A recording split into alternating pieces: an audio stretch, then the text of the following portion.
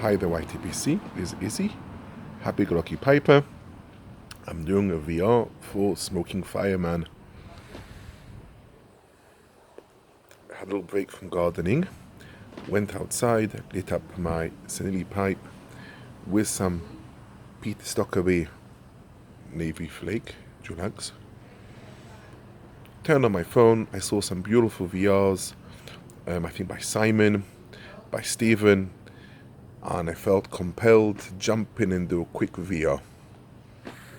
Firstly, congrats, Smoking Fireman, you have a lovely channel. Very much enjoy watching you. I personally am very intrigued by firemen.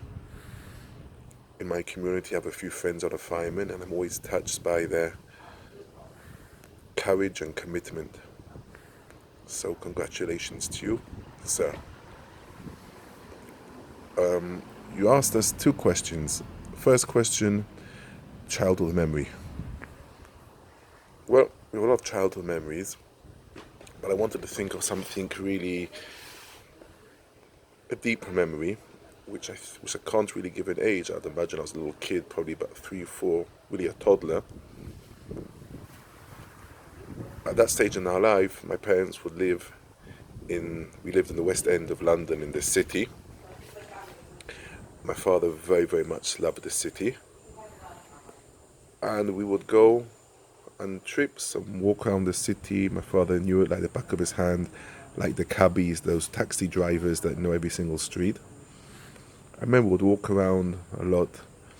One of my memories was that it was a Sunday afternoon, and there was building works on the street, on the road. It must have been the afternoon time, and the building works had stopped. And there was this massive steamroller. I remember the smell, that lovely smell of, I don't know what it is, it's peach or tar, which till today is a beautiful smell. I like it very much. Reminds me a lot of Latakia. I remember my father was a tall man. He picked me up and put me on the seat of the steamroller, and he took a picture. I haven't seen that picture in many years. I don't even know if that picture exists. But that feeling as a little child being picked up by a tall man, by one's father, and being put on this massive machine, I remember this was really made my day. And even though many years have gone by, very soon I'll be in my 50s, I still have a fascination on trucks and vehicles, and love the smell and the sights of having the road being repaired. And I think it has a lot to do with that early childhood memory.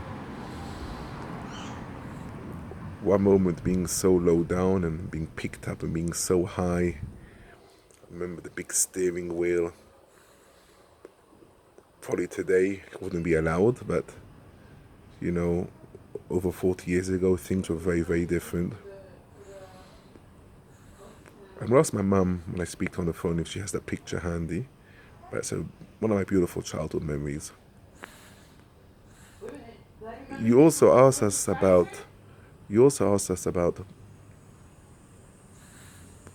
how did we get into pipe smoking. My father used to smoke cigarettes before I was born, and roll-ups and things, and he had some of those tins in the house. We used to keep screws and bolts in. I still think I have a few of them in my mother's house. But I don't think my father ever smoked a pipe. I mean, I bought a pipe about 4 or 5 years ago, but I was going through a little bit of a rough patch. I felt very pressured in life. I was in the city in Netanya, bought my wife a mobile phone for her birthday. I saw this little shop selling gifts with pipes in the window. The gift shop for men kind of things with boats and cars and accessories for offices. So I went in the store, bought a pipe. I got 2 pouches of tobacco. Tried smoking them. Didn't really work very good. Wasn't very enjoyable. That lasted for a couple of weeks. I put it down. About a year and a half later, which is like 2 years ago, 3 years ago almost now, I discovered the YTPC and I started learning how to smoke. That tobacco I had stored in plastic jars, so it had a foul smell, so I threw it out. I got some Captain Blacks. I started ordering tobacco online, and the rest is history.